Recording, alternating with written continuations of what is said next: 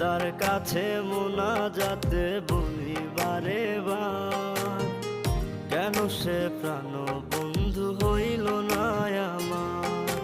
খোদার কাছে মোনাজাতে বলি বারে বার, কেন সে প্রাণ বন্ধু হইল না আমার।